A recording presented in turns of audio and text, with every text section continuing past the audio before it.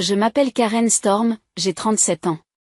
12 jours avant le mariage de ma sœur, ma mère a posté un message dans le chat du groupe familial, pas d'enfants de moins de 16 ans, nous voulons une vraie fête de famille. Ma sœur Alison a immédiatement répondu avec un emoji rieur et a tapé, les enfants de Karen rendent tout trop gênant de toute façon, ils n'ont rien à faire avec du vrai sang.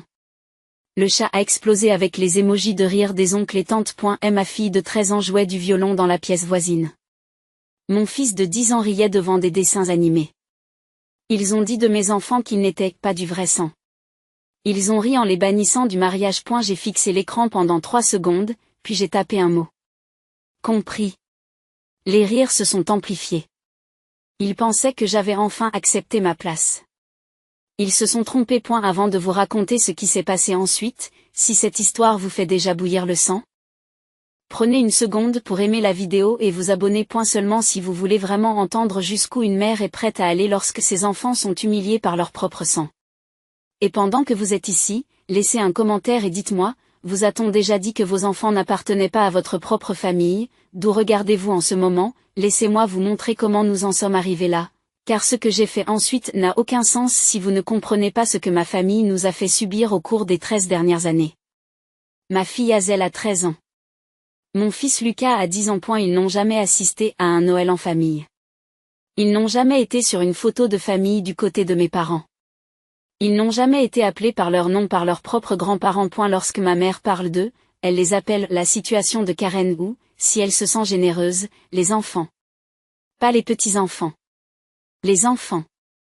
Pendant 13 ans. Ma mère a rendu ma famille invisible. Pendant 13 ans, j'ai essayé de me convaincre que c'était juste sa personnalité. Sa façon de garder une distance émotionnelle. Qu'elle était mal à l'aise face à des choix qu'elle ne comprenait pas. Là aussi, je me suis trompée. Et la discussion de groupe de ce jour-là n'était pas seulement cruelle. C'était stratégique. Je ne l'avais pas encore compris, assise à la table de ma cuisine, mon téléphone à la main. Tandis qu'Hazel jouait Vivaldi dans la pièce au-dessus de moi et que Lucas riait d'un personnage de dessin animé tombant d'une falaise. J'ai juste pensé qu'il l'avait enfin dit à voix haute. Ce n'est pas du vrai sang. Laissez-moi vous dire ce que cela signifie. Laissez-moi vous dire ce qu'il croit vraiment. Mes enfants sont nés par gestation pour autrui. Cela signifie qu'une femme nommée Mélissa les a portés pour moi parce que mon corps ne pouvait pas le faire en toute sécurité. Mais Hazel et Lucas sont les miens. Génétiquement miens. Mes ovules. Le sperme de mon mari Tyler. Notre ADN. Nos enfants. Mélissa était un ange gardien qui les a portés dans son corps afin que je puisse rester en vie pour les élever. Telle est la science. Mais pendant 13 ans, ma mère a laissé notre famille élargie croire tout autre chose. Elle leur a fait croire que mes enfants n'étaient pas biologiquement les miens, qu'ils étaient en quelque sorte les enfants de Mélissa. Que le recours à une mère porteuse signifiait qu'ils n'étaient pas de véritables parents de sang. C'est scientifiquement faux, ma mère ne l'a jamais corrigé. Je le sais parce que j'ai essayé de le corriger moi-même. Des dizaines de fois. À Noël 2014, l'oncle Dave m'a demandé directement, alors, ce ne sont pas vraiment tes enfants biologiques, n'est-ce pas? Ce sont les mères porteuses. J'ai expliqué la gestation pour autrui. J'ai expliqué que mes ovules avaient été utilisés. J'ai expliqué la réalité génétique. Ma mère m'a interrompu, c'est un sujet médical compliqué, Dave. N'entrons pas dans tous les détails techniques au repas de Noël. L'oncle Dave s'est éloigné, croyant toujours que mes enfants n'étaient pas les miens. Cela s'est reproduit à Thanksgiving 2015. Tante Linda a dit à un groupe de parents, je trouve toujours ça étrange. Karen qui a des bébés mais qui n'en a pas vraiment, vous savez? Ma mère se tenait juste à côté. Elle n'a rien dit. Une Janet a demandé. Attendez, sont-ils génétiquement les siens ou ceux de la mère porteuse? Je me suis approchée.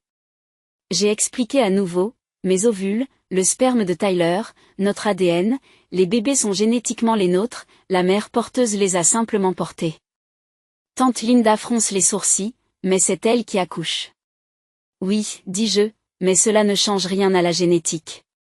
Hazel a mon ADN. Lucas a mon ADN. Des enfants biologiques.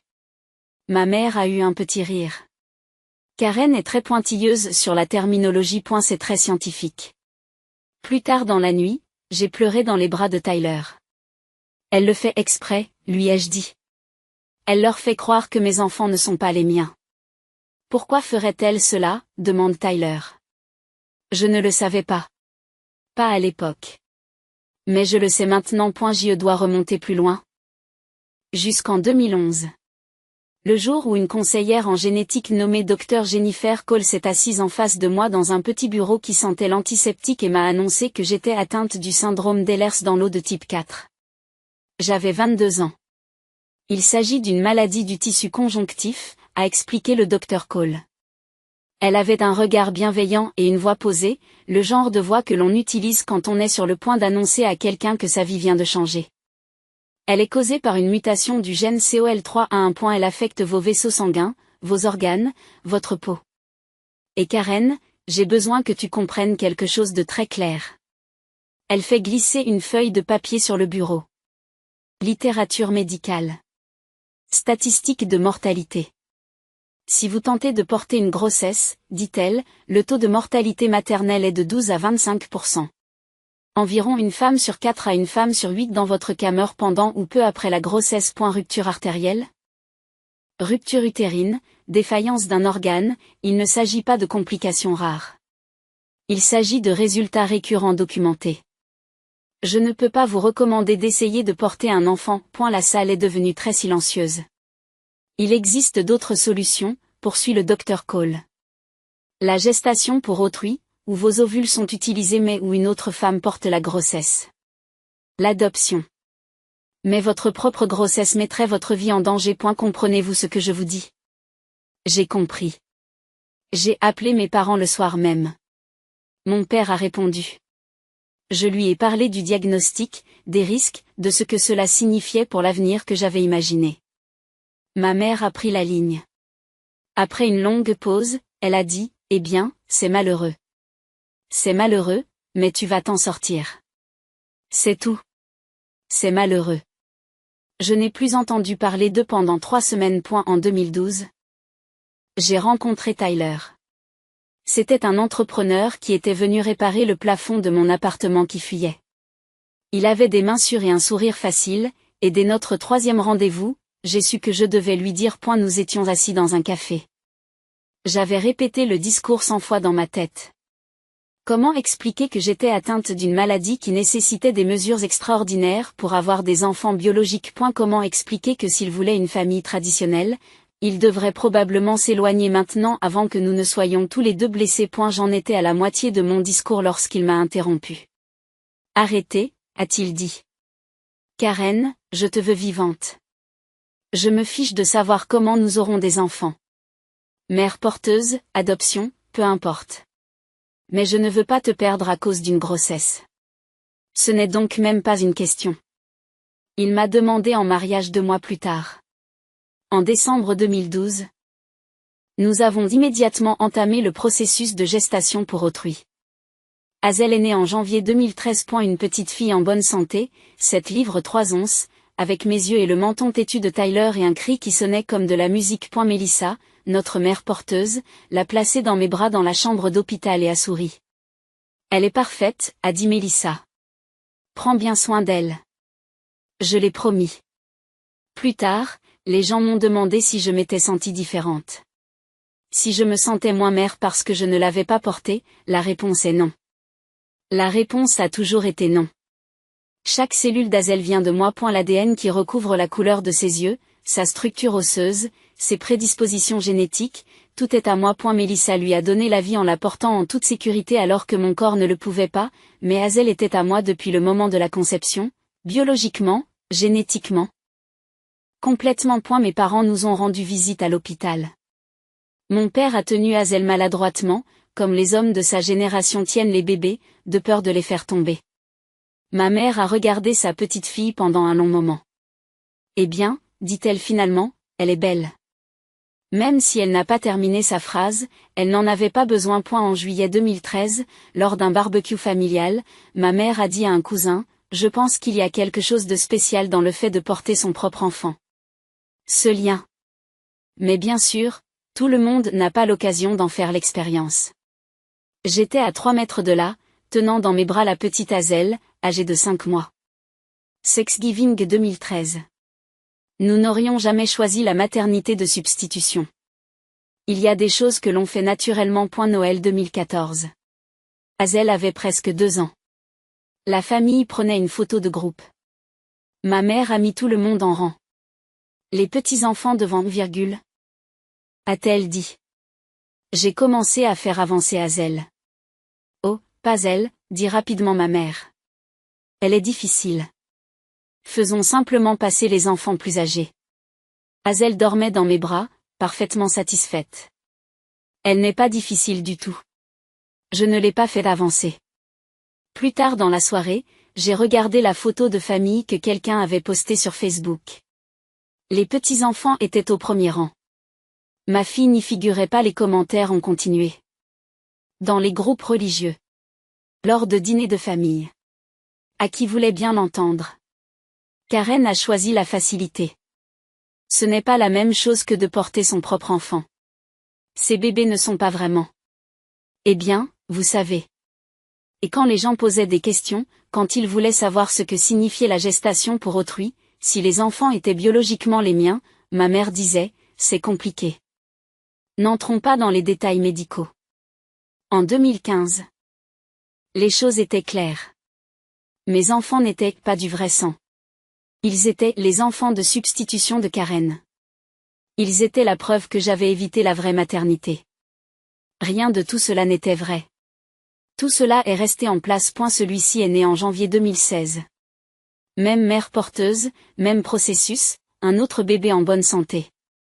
Cette fois, un garçon avec le nez de Tyler et mon côté têtu.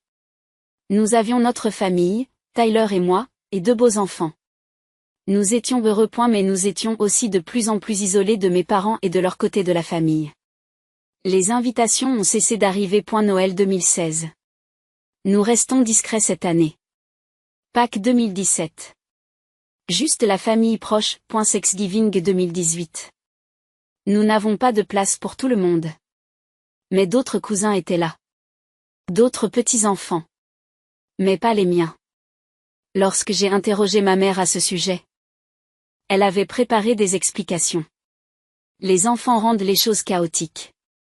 Nous voulons un environnement calme. C'est plus facile sans les petits qui courent partout. Lucas avait 2 ans. Hazel avait 5 ans. Il n'était pas particulièrement chaotique.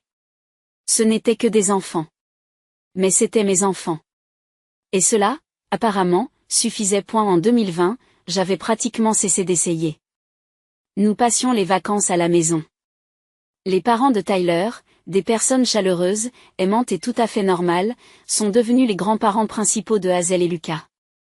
Nous avons créé nos propres traditions, notre propre définition de la famille. Je me suis dit que c'était bien, que nous étions mieux sans le jugement de ma mère, que la distance était probablement saine. Puis, en 2023, lors d'un dîner de famille auquel j'avais accepté de participer à contre-cœur, ma sœur Allison a fait une annonce. Nathan et elle allaient se marier. Printemps 2026. Un grand mariage. Tout le monde était invité. Nathan et moi voulons fonder une famille juste après la lune de miel, a ajouté Allison, rayonnante. Elle avait 32 ans, elle avait du succès, elle était amoureuse. Nous avons tout prévu pour notre famille. 2 enfants, peut-être 3. J'ai senti un froid s'installer dans ma poitrine.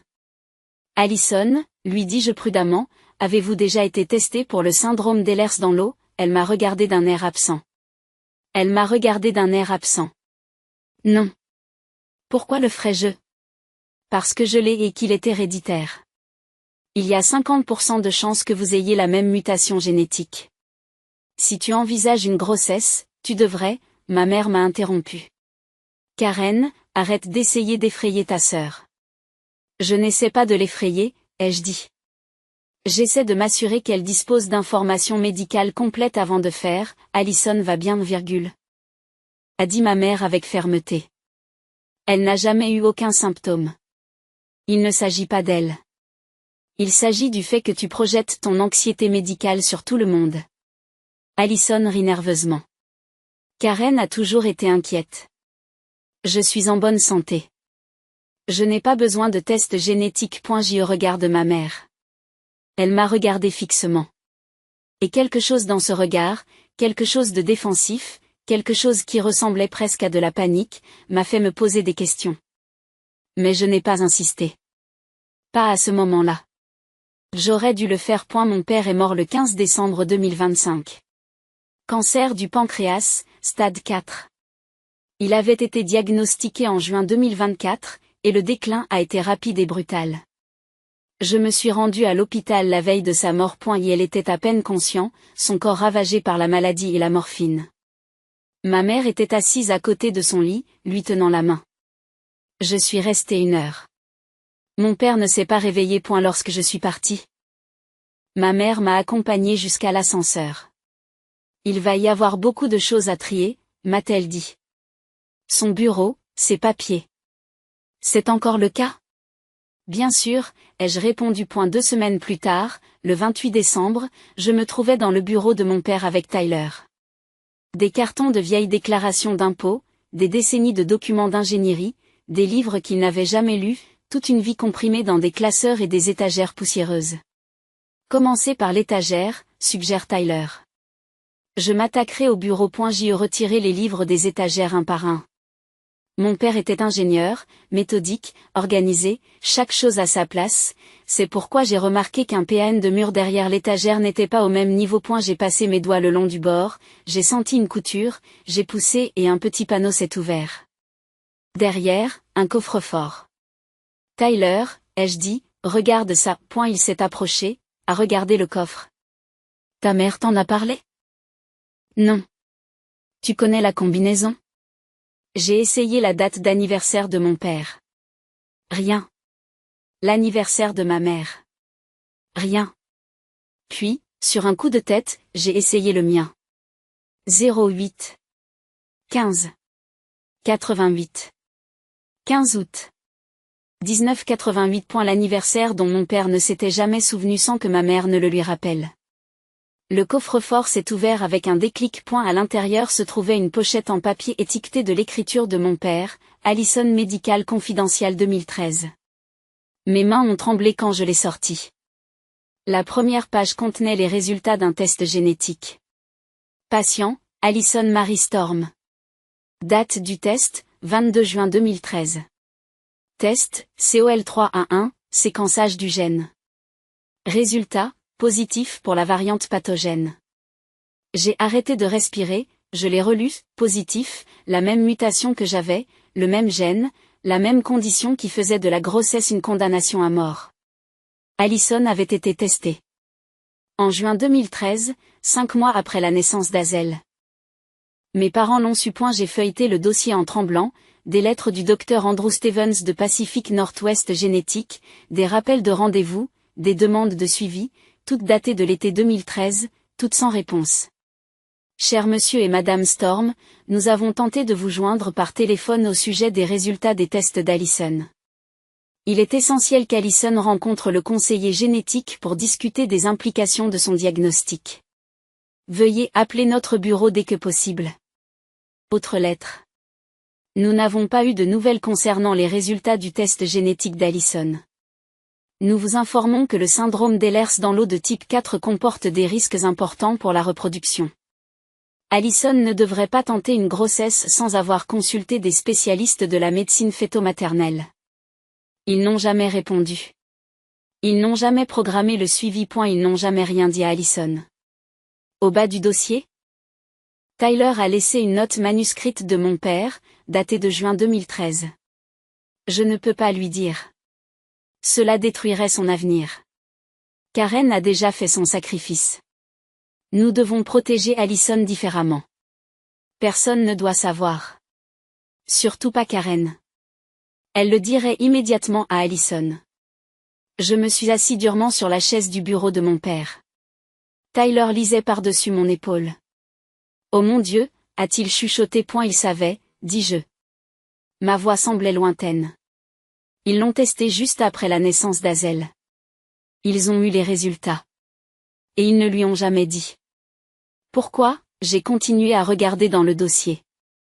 J'ai trouvé des courriels imprimés entre ma mère et mon père, datés de 2013 à 2015.de. Ma mère, août 2013, Larry, nous avons fait ce qu'il fallait. Karen a fait son choix. Allison mérite une autre voie. Nous ne pouvons pas l'accabler avec ça maintenant. Elle a 19 ans. Elle a toute la vie devant elle. Nous lui dirons quand le moment sera venu. De mon père. Novembre 2013. Mais que se passera-t-il si elle essaie de concevoir un enfant avant que nous le lui disions? De ma mère, novembre 2013, elle ne le fera pas. Elle se concentre sur ses études. Nous avons le temps. D'autres courriels. Des années. Le moment de le dire à Allison était toujours plus tard.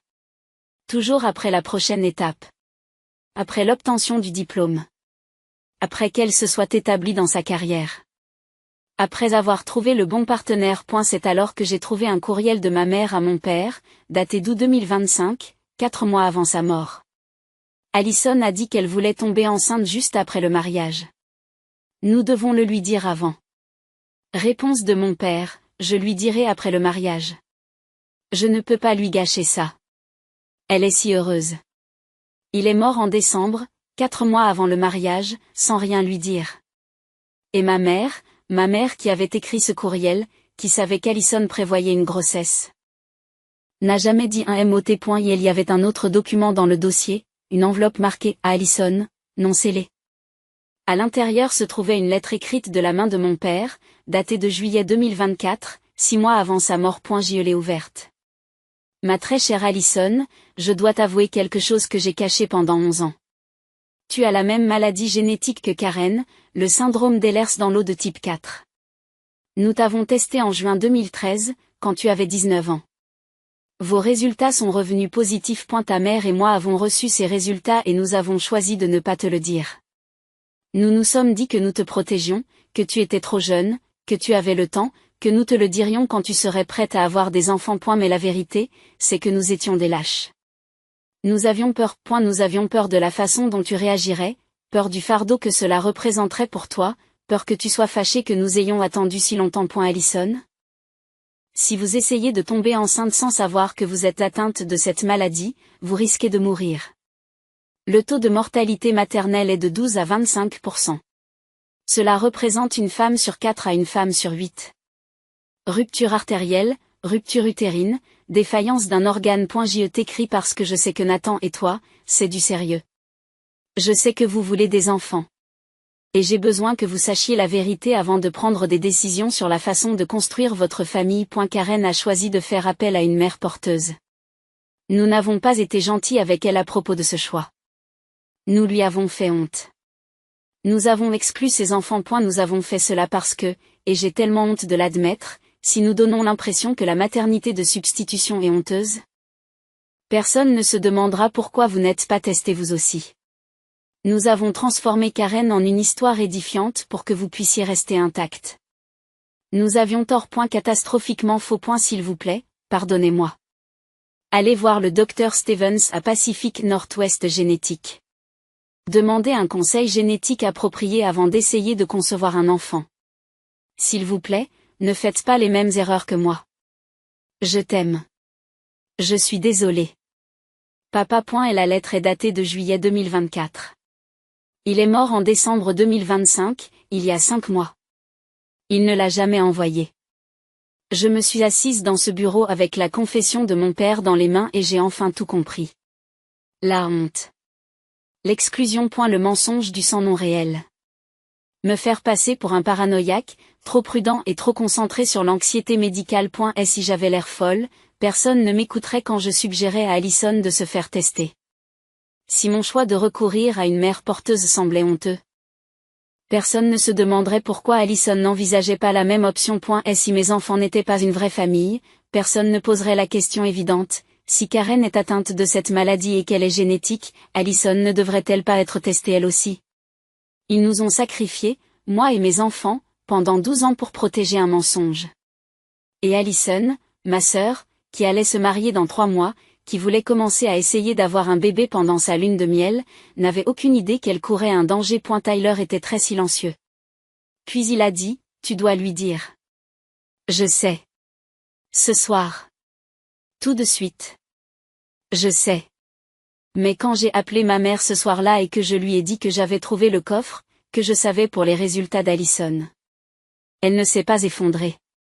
Elle ne sait pas l'excuser. Elle m'a menacé. Ton père et moi avons pris la décision de protéger ta sœur, m'a-t-elle dit.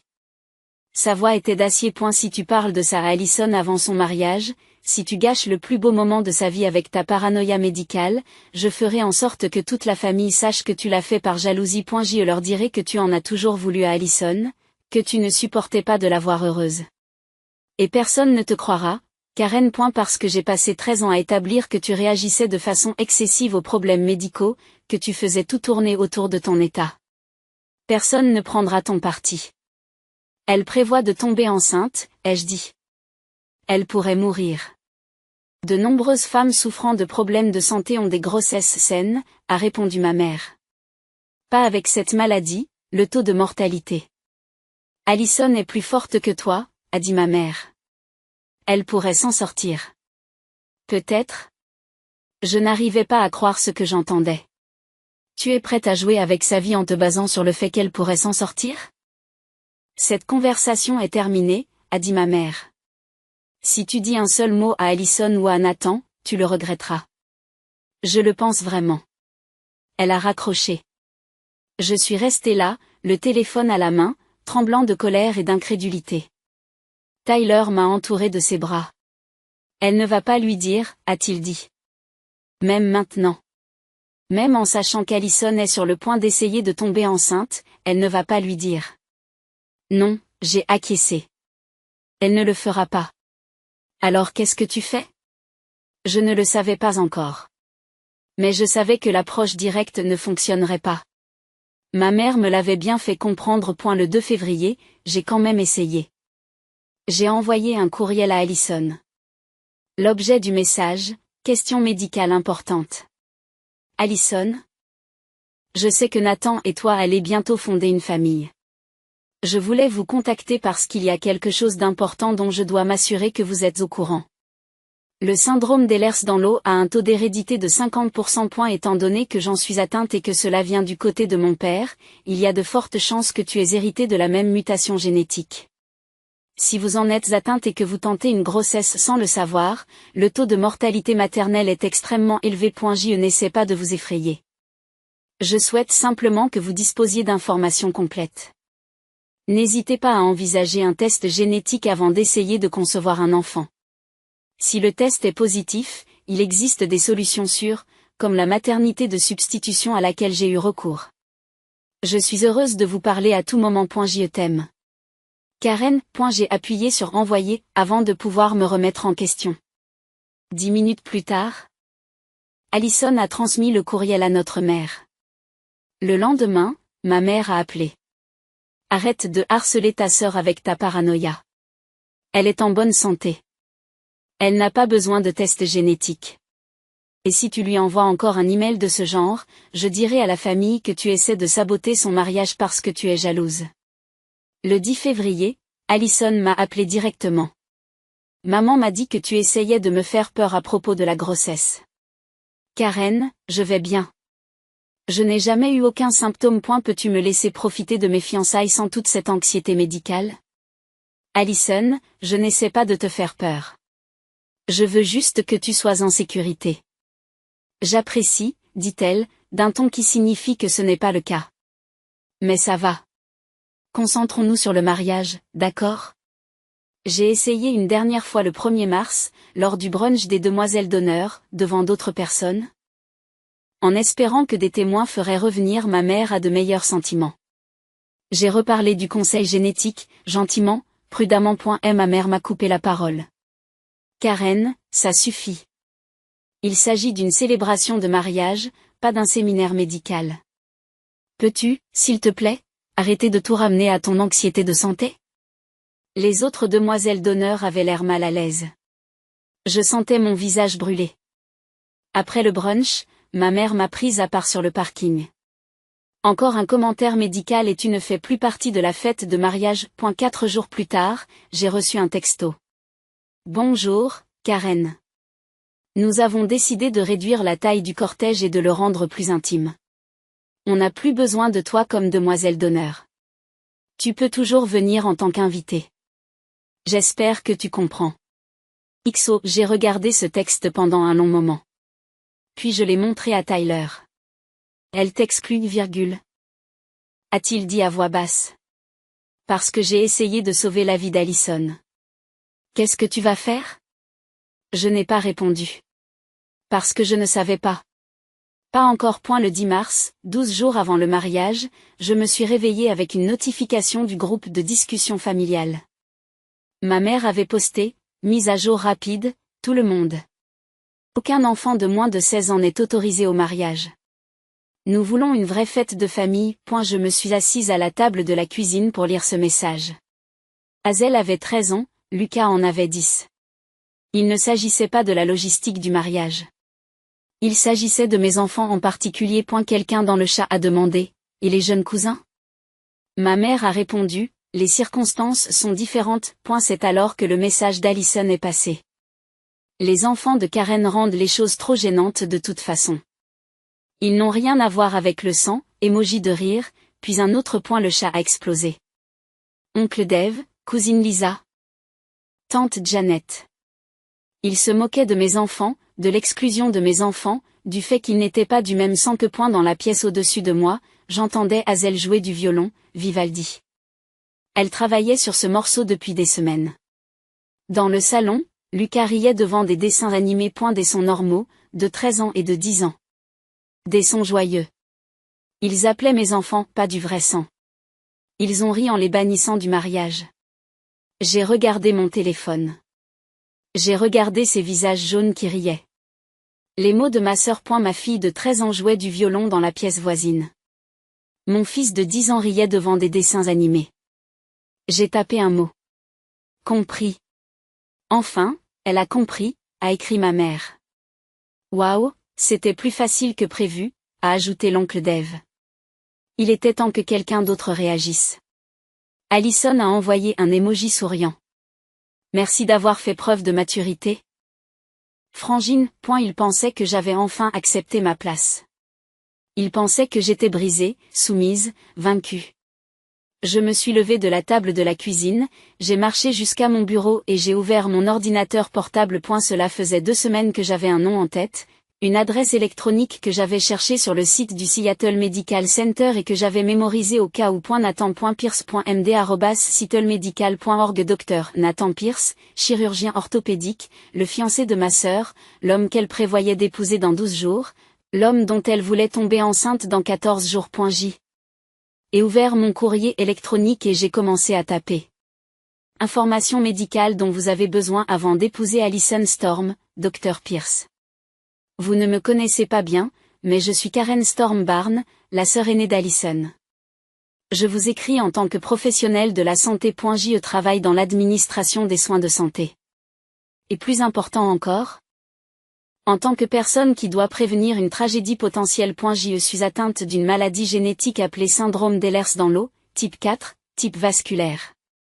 Elle est causée par une mutation du gène COL3A1. J'ai été diagnostiquée en 2011. À cause de cette maladie, je ne peux pas porter une grossesse en toute sécurité. Le taux de mortalité maternelle est de 12 à 25%. C'est pourquoi mes enfants sont nés par gestation pour autrui. Ce que vous ne savez pas, ce qu'Allison ne sait pas, c'est qu'en juin 2013, Allison a été testée pour la même mutation génétique. Elle a été testée positive. Mes parents ont reçu les résultats et ont choisi de les lui cacher. Ils ne lui ont jamais dit qu'elle était atteinte de la même maladie mortelle que moi. J'en ai eu la preuve il y a 3 mois, à la mort de mon père. J'ai essayé de le dire à ma mère. J'ai essayé d'en parler à Allison. On m'a fait taire, on m'a accusé de jalousie, on m'a retiré du cortège de mariage. Et maintenant mes enfants ont été exclus de votre mariage parce que je rendais les choses gênantes. Je joins les documents suivants. 1. Les résultats du test génétique d'Allison de juin 2013. Positif pour la mutation COL3A1.2. Correspondance médicale entre le laboratoire et mon père. 3. La lettre d'aveu non envoyée de mon père. 4. La littérature médicale actuelle sur la grossesse du SDE de type 4, les risques 5. Les résultats de mes propres tests pour comparaison 6. Analyse parallèle montrant que les 2 mutations sont identiques. Allison m'a dit il y a 2 semaines que vous aviez l'intention d'essayer d'avoir un bébé immédiatement après votre lune de miel. Si elle tombe enceinte sans savoir qu'elle est atteinte de cette maladie, il y a de fortes chances qu'elle en meure. Rupture artérielle, rupture utérine, défaillance d'un organe. Ce ne sont pas des risques hypothétiques. Il s'agit de résultats documentés pour les femmes atteintes de SDE vasculaire. Vous êtes chirurgien orthopédiste. Vous connaissez les troubles du tissu conjonctif. Vous connaissez les statistiques de mortalité. Vous comprenez ce qu'est le consentement éclairé. Je n'essaie pas de gâcher votre mariage. J'essaie de sauver la vie de ma sœur. Elle doit voir un conseiller génétique avant d'essayer de concevoir. Il existe des alternatives sûres. La même gestation pour autrui que j'ai utilisée. Ou l'adoption. Mais elle doit savoir qu'elle est atteinte de cette maladie avant de prendre toute décision en matière de procréation. Mes parents nous ont exclus, moi et mes enfants, de votre mariage parce que nous sommes la preuve vivante que l'alternative honteuse, la gestation pour autrui, est en fait le choix sûr. Ils ont passé 13 ans à faire en sorte que ma famille semble gênante et ne soit pas du vrai sang. Afin que personne ne demande pourquoi Alison n'a pas été testée. Je vous envoie ceci parce que vous avez la formation médicale nécessaire pour comprendre ce que je vous montre et parce que vous avez l'obligation éthique de vous assurer que votre future femme dispose d'informations médicales complètes avant de prendre des décisions de vie ou de mort concernant son corps. Le mariage a lieu dans 12 jours. Je ne sais pas ce que vous ferez de ces informations, mais je sais que je ne pourrais pas vivre avec moi-même si je restais silencieux et qu'il lui arrivait quelque chose. Veuillez vérifier tout ce que je vous ai envoyé auprès du Dr Andrew Stevens de Pacific Northwest Génétique. C'est lui qui a effectué le premier test d'Alison. J'espère que vous ferez le bon choix. Karen Storm Barn. J'ai joint les 6 fichiers, les résultats des tests, la correspondance médicale, les aveux de mon père, la littérature médicale. Les données de comparaison. Mon curseur a survolé le bouton d'envoi. Dans le groupe de discussion de la famille, il riait encore, se réjouissait encore de la facilité avec laquelle j'avais accepté d'être remise à ma place. J'ai pensé à Hazel, à l'étage, qui jouait du violon. À Lucas, dans le salon, qui riait devant des dessins animés. Aux 13 années pendant lesquelles on les a appelés « pas une vraie famille ». À la voix de ma mère au téléphone. Si tu dis un mot, tu le regretteras. À propos d'Alison, qui prévoyait de tomber enceinte. Planifiant de risquer sa vie sans même le savoir. Parce que nos parents préféreraient la laisser mourir plutôt que d'admettre qu'ils ont menti pendant 12 ans. J'ai appuyé sur envoyer. L'email s'est envolé dans le vide. 10 mars 2026, 16h18.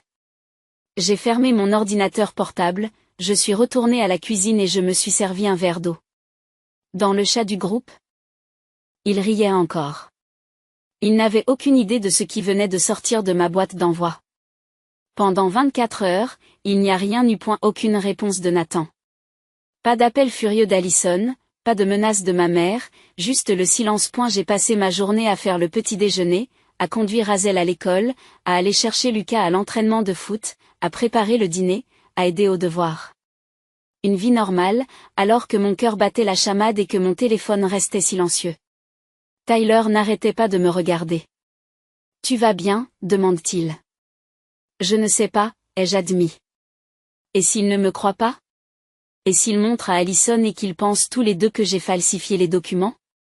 Et si le mariage a lieu quand même et que... Arrête, dit Tyler doucement. Tu as le dossier médical d'un médecin agréé. Tu as la confession manuscrite de ton père. Tu as des preuves documentées. Nathan est chirurgien. Il comprend les preuves. Mais si, Karen. Vous avez fait ce que vous pouviez? Le reste dépend de lui. J'ai acquiescé, mais je n'ai pas pu dormir cette nuit-là. À 2h30 du matin, j'ai vérifié mon courrier électronique. Un reçu rouge.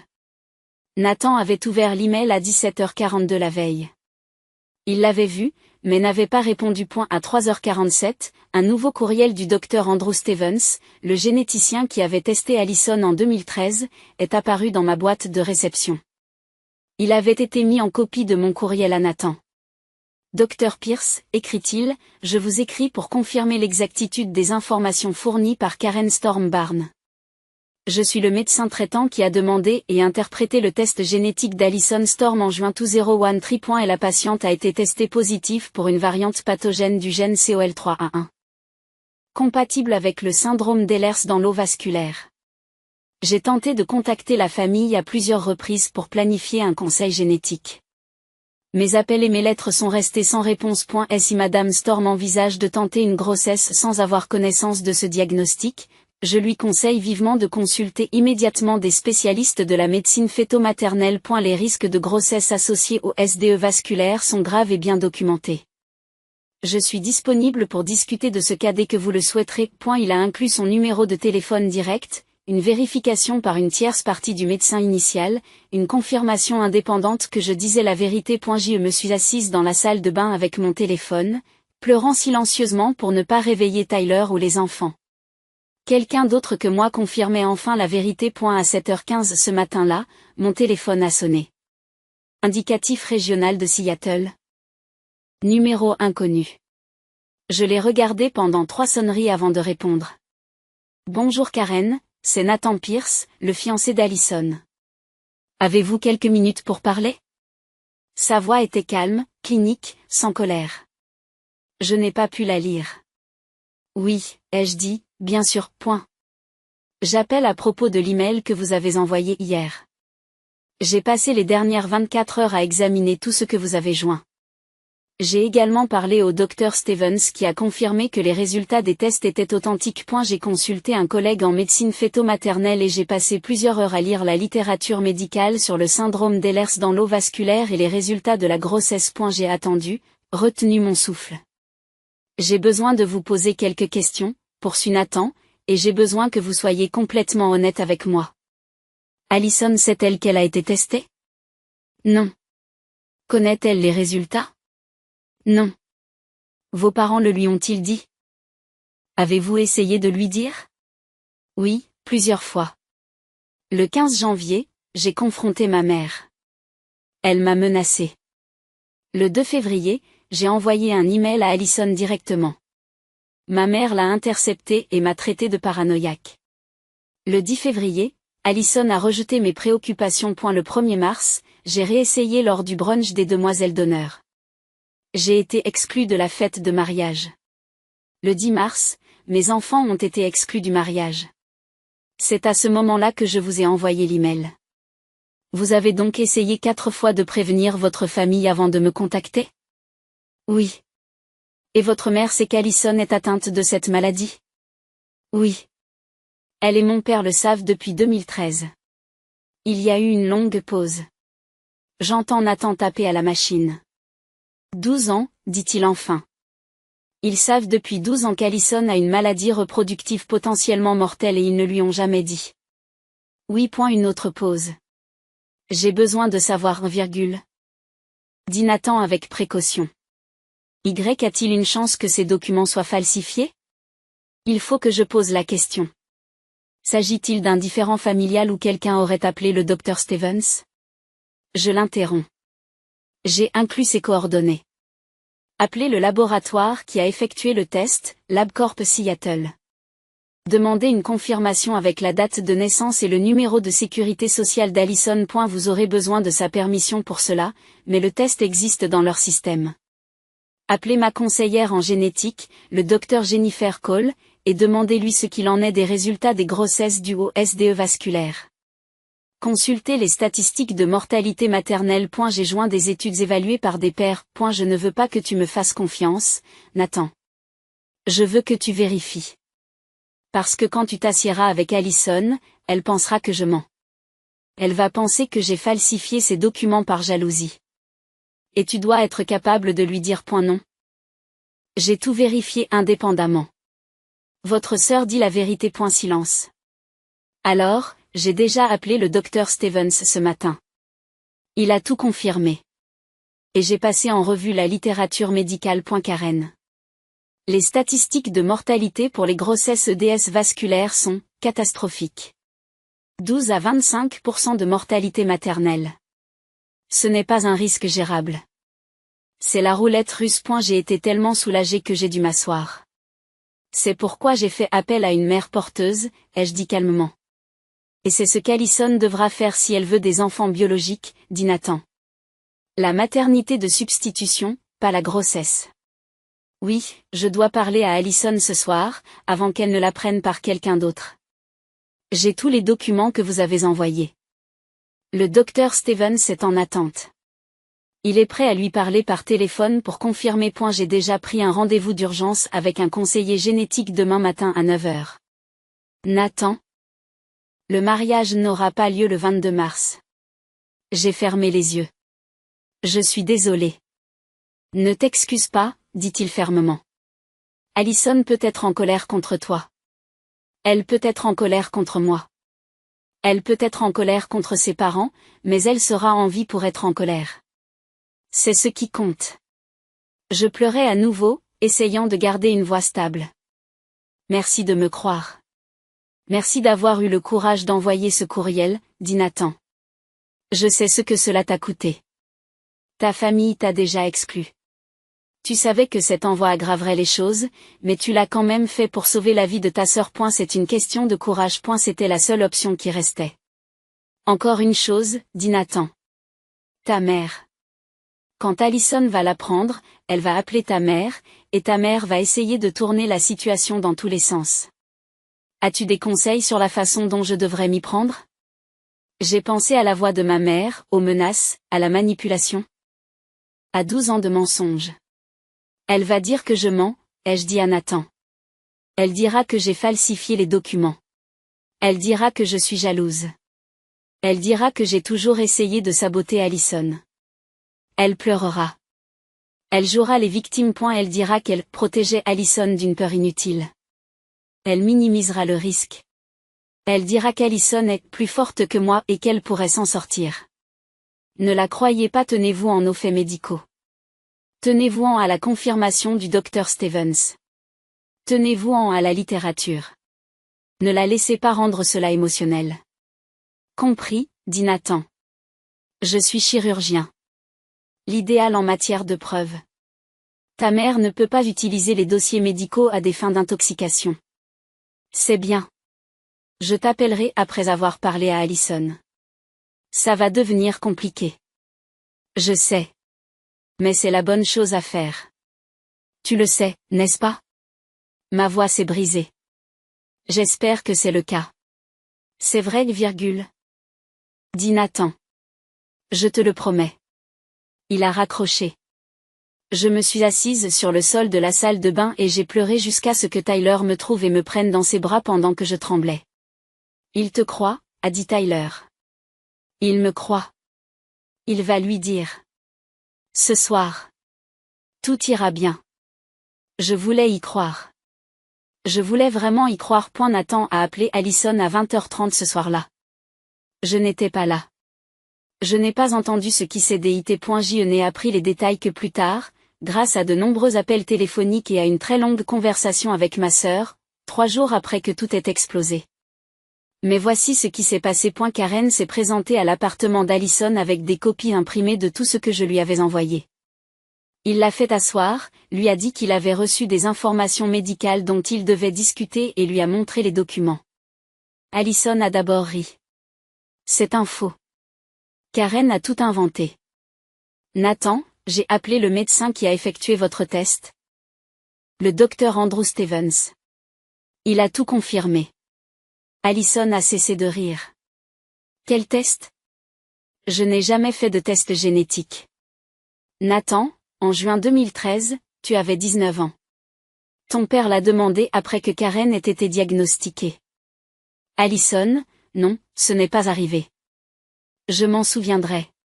Nathan lui montre les résultats du laboratoire, son nom, sa date de naissance, son numéro de sécurité sociale. C'est vrai, dit-il à voix basse. Allison a appelé ma mère et l'a mise sur haut-parleur. Maman, dit Nathan, j'ai l'état de Karen. Dis-lui que ce n'est pas vrai. 45 minutes plus tard, ma mère est arrivée à l'appartement d'Allison. Elle a essayé toutes les défenses. Je ne sais pas ce que Karen vous a dit, mais elle ne va pas bien. Nous avions prévu de le dire à Allison après le mariage. Le risque n'est pas aussi grave que Karen le laisse entendre. Nathan a répliqué en s'appuyant sur la littérature médicale. Les statistiques de mortalité et la confirmation du docteur Stevens. Toutes les excuses s'effondrent. C'est alors qu'Allison a posé la question qui a tout changé. Maman, quand avais-tu l'intention de me le dire? Le mariage est dans 11 jours. Notre lune de miel est dans 2 semaines. Nous commençons à prendre des suppléments d'acide folique. Nous nous préparons à essayer d'avoir un bébé le mois prochain. Quand? Quand allais-tu me le dire? Ma mère, sais-tu? Tu as eu 3 mois depuis la mort de papa, poursuit Allison. Sa voix tremblait. Tu m'as envoyé cet email en août pour me dire qu'il fallait me le dire avant le mariage. Papa a dit qu'il me le dirait après. Il est mort en décembre. Nous sommes en mars.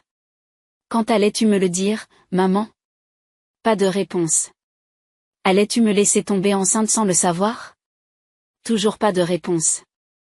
Allais-tu me laisser mourir? Nathan m'a dit plus tard que c'est à ce moment-là que le visage de ma mère s'est décomposé. Mais elle n'a pas admis sa faute. Elle a pivoté. Nous essayons de te donner une vie normale. Nous ne voulions pas que tu vives dans la peur comme Karen. La réponse de Nathan est glaciale. Karen ne vit pas dans la peur. Elle a fait un choix éclairé. Elle a fait appel à une mère porteuse. Elle a 2 enfants en bonne santé et elle est en vie. Ce n'est pas de la peur. C'est de la sagesse. Allison mérite la même possibilité de faire un choix éclairé sur son propre corps. La discussion s'est poursuivie pendant 2 heures. Ma mère a tout essayé. La minimisation. Beaucoup de femmes atteintes de maladies ont des grossesses saines.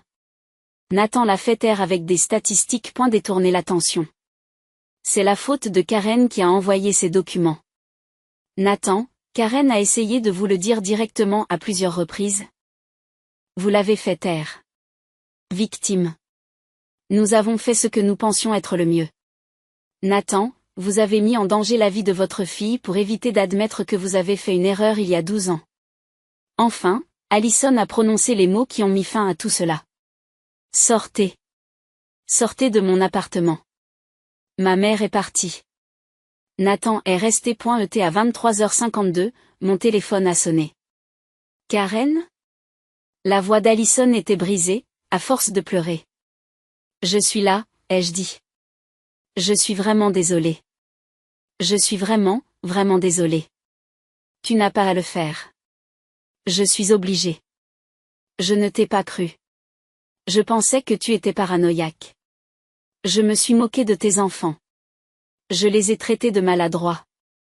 J'ai dit que ce n'était pas du vrai sang. Oh mon Dieu, Karen, je suis tellement désolée. Allison, ils savaient. Maman et papa savaient depuis 12 ans. Et ils m'ont laissé planifier ma grossesse. Ils m'auraient laissé mourir plutôt que d'admettre qu'ils avaient menti. Je sais que tu as essayé de m'avertir. Tu as essayé de m'avertir, mais je n'ai pas écouté. Tu ne savais pas, j'aurais dû écouter. Elle sanglote maintenant. Tu essayais de me sauver la vie et je t'ai traité de paranoïaque. Et tes enfants, Hazel et Lucas, j'ai été si cruelle avec eux. Ce sont ma nièce et mon neveu. Ils sont de la famille. Une vraie famille.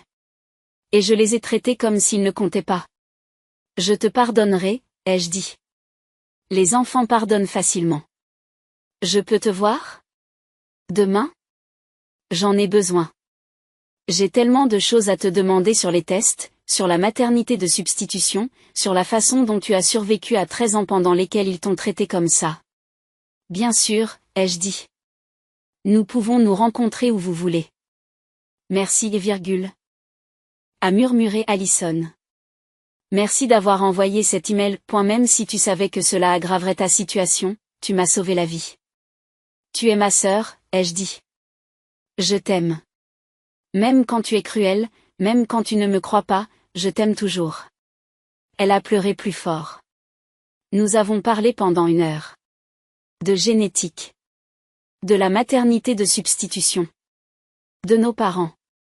Du fait que le mariage était reporté indéfiniment. De sa peur. De sa colère. Trahi.et lorsque nous avons finalement raccroché. Je me suis assise dans l'obscurité de ma cuisine et j'ai ressenti quelque chose que je n'avais pas ressenti depuis 13 ans. Le soulagement. Les 3 jours suivants ont été un véritable chaos. Le mariage était censé avoir lieu dans 10 jours. 185 personnes avaient été invitées. Les lieux avaient été réservés. Les cautions avaient été payées. Les robes étaient ajustées. Les fleurs commandées. Tout cela devait être dénoué. Les parents de Nathan ont apporté leur aide. Ce sont des gens riches et généreux qui ont immédiatement compris la gravité de ce qui s'était passé. Eleanor, la mère de Nathan, a appelé ma mère et, d'après ce que j'ai entendu, la conversation a été brutale. Patricia. Nathan m'a tout raconté. Il a parlé avec un généticien. Il a vérifié les résultats des tests. Votre fille est atteinte d'une maladie mortelle que vous lui avez cachée pendant 12 ans, et maintenant vous essayez de faire passer Karen pour la méchante? Cela ne marchera pas. Certains membres de ma famille élargie ont commencé à appeler, confus, inquiets. Qu'est-ce qui s'est passé? Pourquoi le mariage est-il reporté? Ta mère dit que tu as envoyé de faux documents à Nathan pour saboter les choses. Je leur ai dit d'appeler le docteur Stevens, je leur ai donné son numéro. Vérifiez vous-même. Certains l'ont fait. D'autres ont cru ma mère sans vérifier. La famille s'est divisée en 2 points et la cousine Janet m'a envoyé un texto. Karen, je suis vraiment désolée. Je n'en avais aucune idée. Je pensais que ta mère disait la vérité sur ta paranoïa. J'aurais dû te demander directement. Peux-tu me pardonner? Je lui ai répondu. Bien sûr. L'oncle Steve, le frère de ma mère, a appelé. J'ai toujours su que ma sœur contrôlait tout. Je ne savais pas qu'elle était dangereuse. Je suis désolée pour ce qu'elle t'a fait subir. Mais d'autres se sont rangés du côté de ma mère, comme le cousin d'Eve. C'est en train de déchirer la famille? Vous n'auriez pas pu régler ça en privé? Ai-je répondu. J'ai essayé pendant 3 mois. Personne ne m'a écouté. La vie d'Allison était en danger. J'ai fait ce que j'avais à faire. Et pendant tout ce temps, ma mère a posté sur les médias sociaux une déclaration soigneusement formulée. Les familles sont confrontées à des situations difficiles, à des mensonges et à des trahisons de l'intérieur, mais surtout, elles prient pour la guérison. Allison l'a vu et a appelé notre mère. Retire ça. C'est toi qui mens, pas Karen. Ma mère a refusé. Allison l'a bloqué, sur Facebook, sur son téléphone, par courriel, et l'a complètement coupé. Le 15 mars, Allison a rencontré le conseiller en génétique. Le 18 mars, elle a vu un spécialiste en médecine fœto-maternelle. Tous 2 ont confirmé ce que Nathan lui avait déjà dit. La grossesse serait à haut risque. Le recours à une mère porteuse était fortement recommandé. Le 16 mars, Allison a demandé si nous pouvions nous rencontrer pour prendre un café. Nous nous sommes assises l'une en face de l'autre dans un petit café, 2 sœurs qui ne s'étaient pratiquement pas parlé depuis des années. Le médecin m'a dit que si j'étais enceinte, il y avait 22% de chances que je meure, a déclaré Allison. Elle a l'air épuisée. 22%, Karen, c'est une chance sur 5. Je sais. Vous avez vécu avec cette connaissance pendant 15 ans, et vous avez quand même fondé une famille. Et moi, j'ai appelé ça vos enfants, pas du vrai sang. Elle secoue la tête. Nathan m'a expliqué la gestation pour autrui. Je n'ai pas compris. Je me suis dit que je ne savais même pas ce que je pensais. Maman m'a donné l'impression que ce n'était pas les tiens, que c'étaient les enfants de quelqu'un d'autre que tu élevais. Elle l'a fait exprès. J'ai dit. Je sais. Nathan l'a bien fait comprendre pendant la dispute. Allison enroule ses mains autour de sa tasse de café. Il a dit à maman que tu essayais de rectifier les faits depuis 13 ans, que tu avais expliqué la gestation pour autrui des dizaines de fois, et qu'elle l'avait toujours rejeté ou avait changé de sujet. Elle a fait croire à tout le monde que vos enfants n'étaient pas biologiquement les vôtres pour que personne ne demande si je devais faire le test. C'est exactement ce qu'elle a fait. Je dois m'excuser auprès de Hazel et Lucas, dit Allison. Je ne sais même pas par où commencer. J'ai dit des choses terribles. J'ai ri quand ils étaient exclus. Ils ont 13 et 10 ans. Ce sont des enfants. Qu'est-ce que, je veux être ta tante maintenant, si tu me le permets. Est-ce qu'ils me pardonneront? Les enfants pardonnent facilement quand les adultes s'excusent sincèrement, ai-je dit. La question est de savoir si tu peux t'engager à te montrer pour eux. Pas seulement une fois, mais régulièrement. Oui, répond Allison. Je le promets. Nous avons parlé pendant 2 heures du processus de gestation pour autrui, de la façon de l'annoncer à la famille de Nathan, de la date du mariage. Peut-être à l'automne, peut-être l'année prochaine. Nous avons parlé du chagrin, de la colère, des 12 années que nos parents nous ont volées à tous les deux. Je peux te demander quelque chose, dit finalement Allison. Ça va te paraître horrible. Demande. As-tu envoyé cet email à Nathan parce que tu voulais te venger ou parce que tu voulais me sauver? J'ai réfléchi à la question. J'ai opté pour l'honnêteté. Les deux, ai-je dit. Je voulais te sauver la vie. C'était la raison principale. Mais te voir te moquer de mes enfants dans ce groupe de discussion? C'est ce qui m'a permis d'appuyer plus facilement sur le bouton d'envoi. Si tu avais été gentil avec Hazel et Lucas, j'aurais peut-être essayé de te parler encore une fois. Mais tu as ri. Et j'ai réalisé que j'en avais fini de protéger les gens qui faisaient du mal à ma famille. Je te sauverai. Mais je ne sauverai pas la fierté de maman. Allison acquiesce lentement. C'est juste. C'est plus de grâce que je n'en méritais.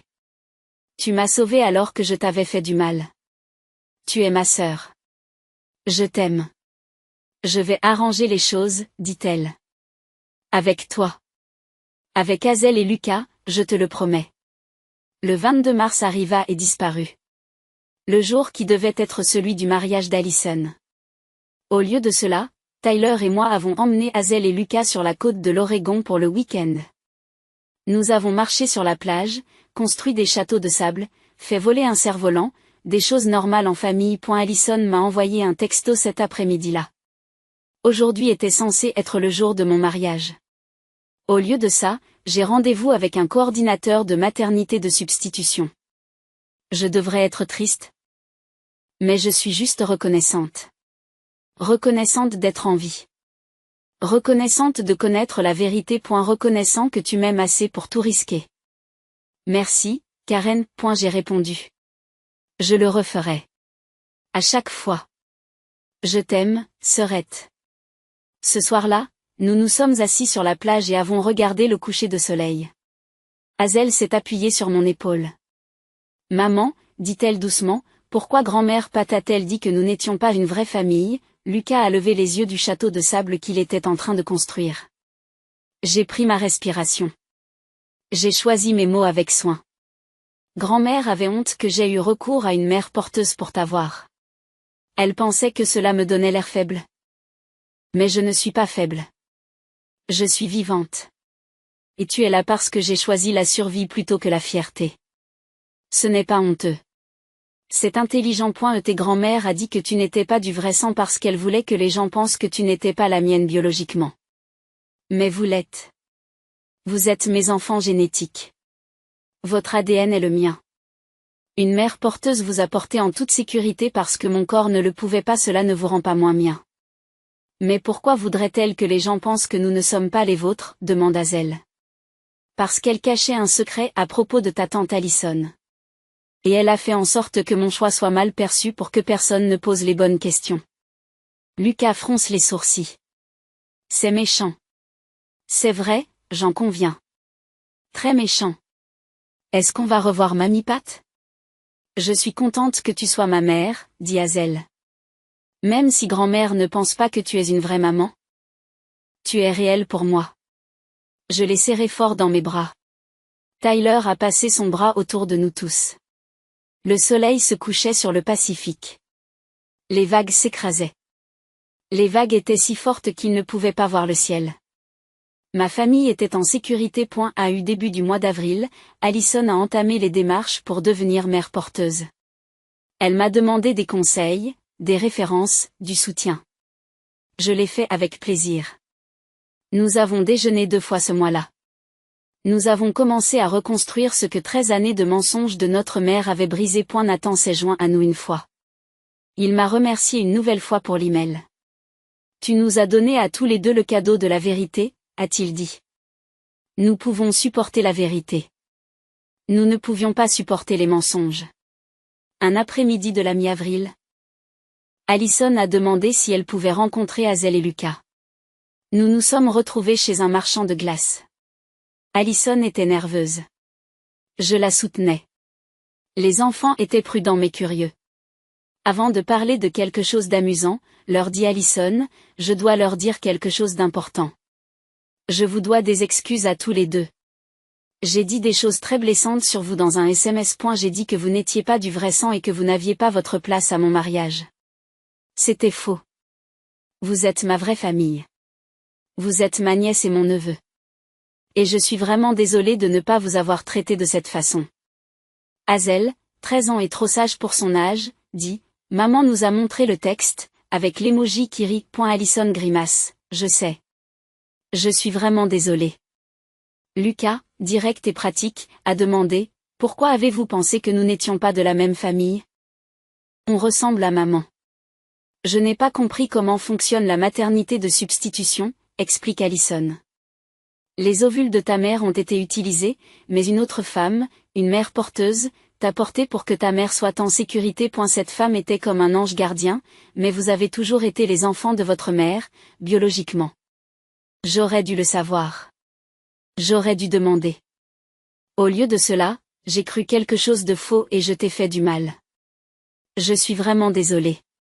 Tu vas aussi faire appel à une mère porteuse, demande Hazel. Pour tes bébés ? Oui. J'ai la même maladie que ta mère. Je ferai donc ce qu'elle a fait. Donc vos enfants seront comme nous ? Exactement comme vous. Et j'espère que leur moitié sera merveilleuse.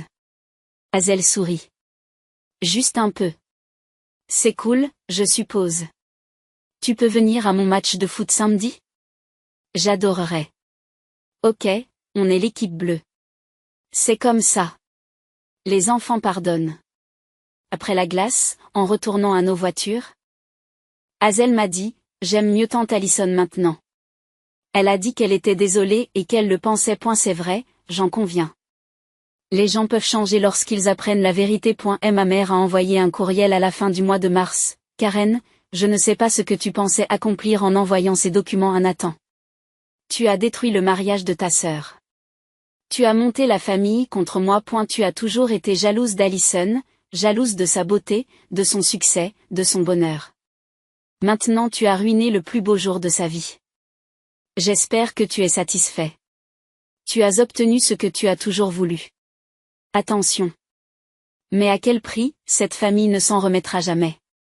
Et c'est de ta faute. Maman. Je l'ai lu une fois. Puis je l'ai effacé. Tyler a demandé, tu ne vas pas répondre ?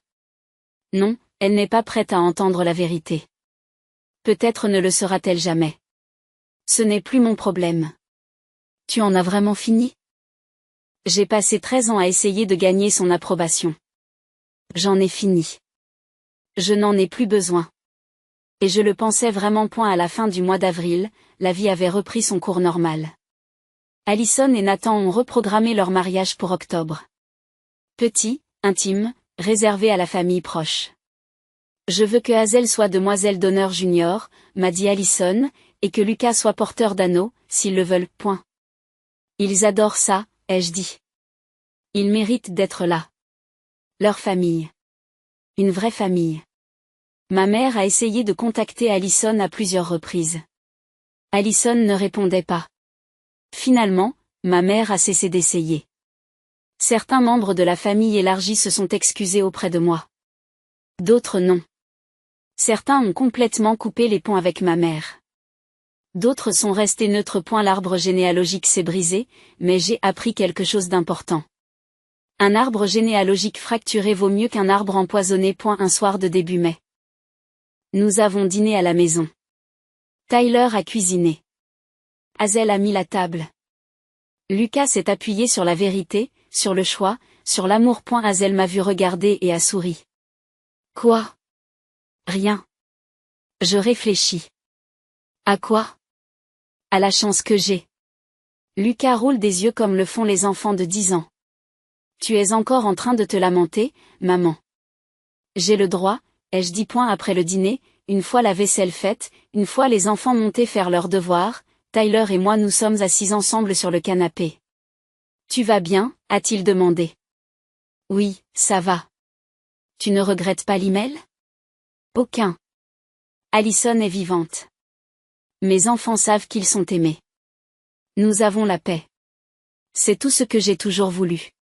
Il m'a embrassé sur le front. J'ai regardé notre salon, la photo de famille sur le mur, juste nous quatre, le trophée de science de Hazel sur l'étagère. La médaille de football de Lucas sur le réfrigérateur. Et la vie que nous avions construite alors que les gens qui étaient censés nous aimer essayaient de nous démolir. Mes enfants n'ont jamais été maladroits. Ils n'ont jamais été une vraie famille. Ils n'ont jamais été moins que parfaits, exactement comme ils étaient. Ils étaient la chose la plus réelle pour laquelle je me sois jamais battue. Et je me battrai encore pour eux. À chaque fois. Je m'appelle Karen Storm. J'ai 37 ans. J'ai 2 enfants nés par le biais d'une mère porteuse parce que je suis atteinte d'une maladie génétique qui rend la grossesse fatale. Pendant 13 ans, ma famille a fait honte à ce choix. Elle a rendu mes enfants invisibles. Ils ont répandu des mensonges sur la biologie, le sang et l'appartenance. Lorsque la vie de ma sœur a été mise en danger par la même maladie, lorsque mes parents ont préféré les mensonges à sa sécurité. J'ai fait un choix moi aussi. J'ai choisi la vérité. J'ai choisi la survie de ma sœur. J'ai choisi la dignité de mes enfants. J'ai envoyé un courriel qui a détruit un mariage, fracturé une famille et mis fin à une campagne de mensonges et d'exclusion qui a duré 13 ans. Je recommence. Parce que certaines choses valent la peine d'être défendues, certaines vérités valent la peine d'être dites, certaines limites valent la peine d'être fixées. Mes enfants méritent d'être protégés. Ma sœur mérite d'être sauvée. Ma propre dignité mérite d'être reconquise. J'ai compris et j'ai laissé ma famille penser que j'avais enfin accepté ma place. Ils avaient tort. J'ai parfaitement compris. J'ai compris que j'en avais fini. Ce qui s'est passé ensuite a tout changé. Let's sleep until morning and then I'll try fishing for it again. Hopefully he's not lurking. Hopefully he is. You like lemon pepper chicken? Dude, I love lemon pepper chicken. That shit's good. Bro, where'd your hat go? You gotta go get another fish.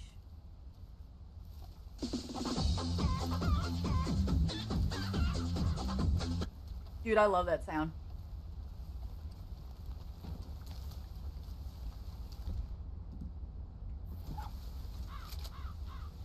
Oh, it's just a little red fox. Oh yeah, set the marker for the tree. I'm so sorry. Look at me go. Set a marker for the tree. It was like right here.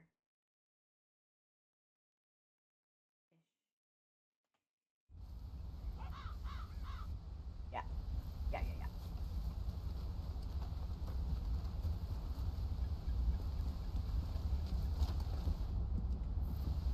All right, we're gonna get another one of these. Should I go to the other side? You know what I'm gonna do? I'm gonna stand right here. Look at them all.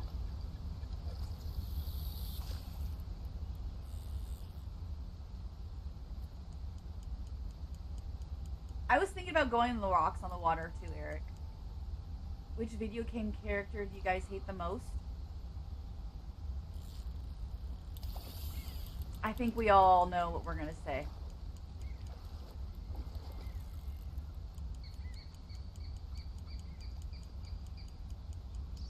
I think we all know what we're gonna say here.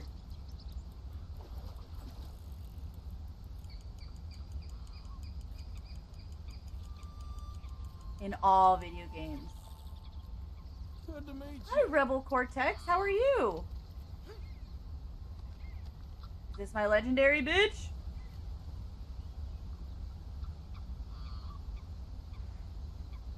Oh, throw back. Alright, yep. We're gonna go on the rocks.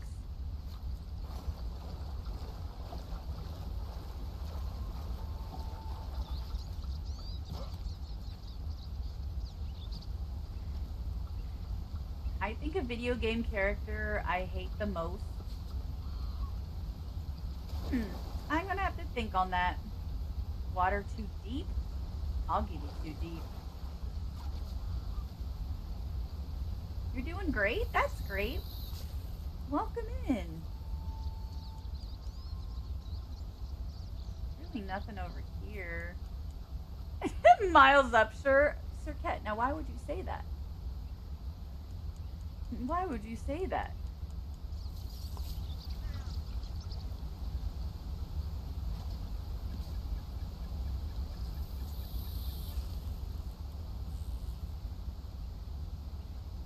Telltale, The Walking Dead has awful characters. I have not played that game.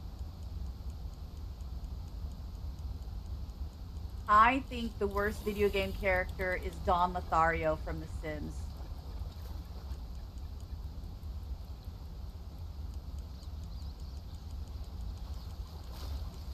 No. Fuck! He's right there. He's right there. I can just grab him.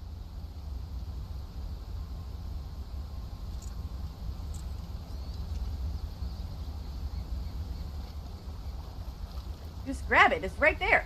Just grab him. He's right there.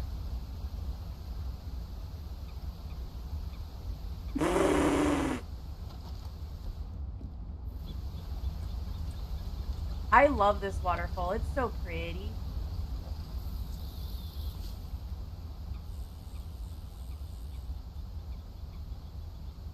Yeah, come on.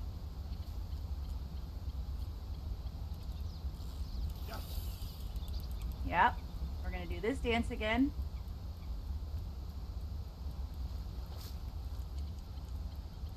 Wow, he's really putting up a fight for me. Come on.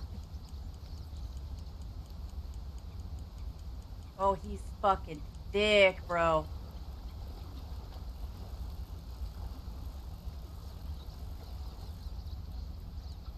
Come on. Come on.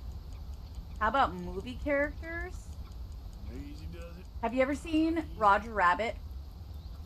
Christopher Lloyd in the Roger Rabbit. The moment when he puts that shoe in the stuff, horrible. Never recovered.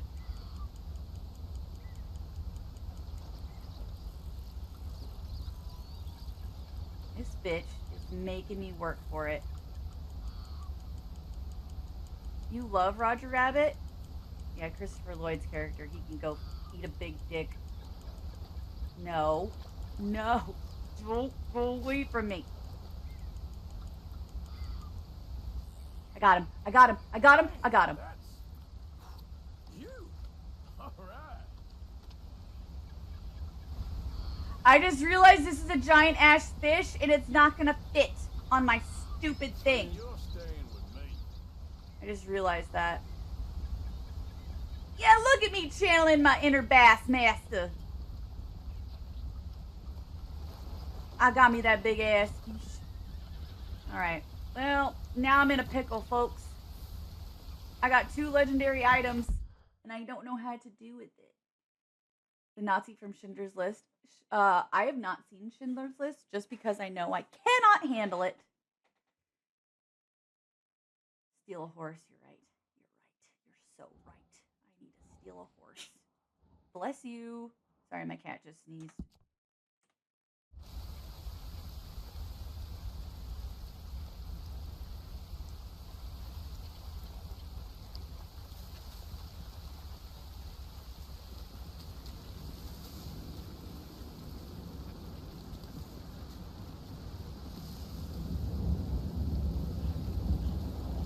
Alright, I need to fucking steal a horse.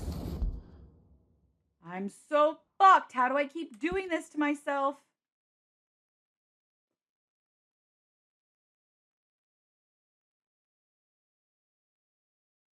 Hold on. What did Vlad say? Hold on. Remember me, Eddie, when you killed your brother? Oh, you guys are talking about Schindler's List. Okay. I need to steal a horse.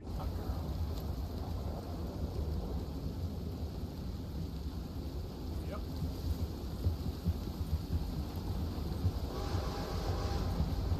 Who has a horse they no longer want? Oh, that's a big ass moose!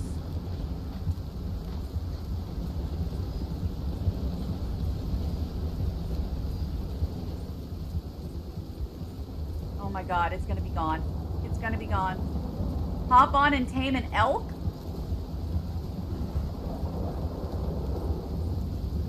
Yeah.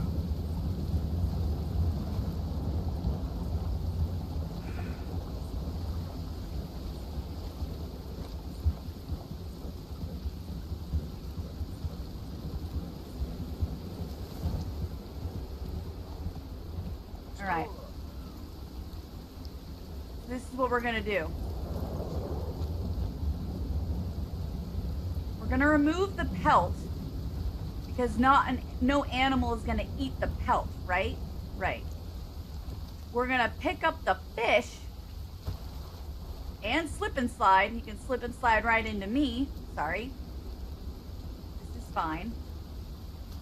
We're gonna put it on Marshmallow's butt.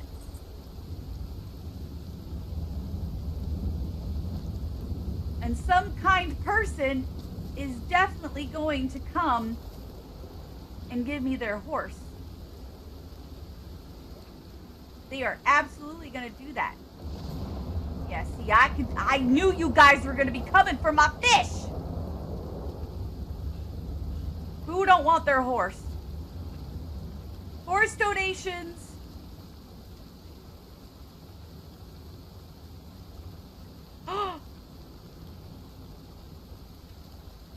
I abandoned my legendary animal. Visit the nearest fence and trapper to access the quality parts. Oh my god. So, he has my shit? Hold on. If I leave my legendary hair pelt in the wild, where does it go? So it does go to the trapper. Automatically transfers to the trapper. Oh my god, here I am causing all this chaos and fucking paranoia and panic. And it just automatically goes to him. Alright. Well, then I'm not too worried about it.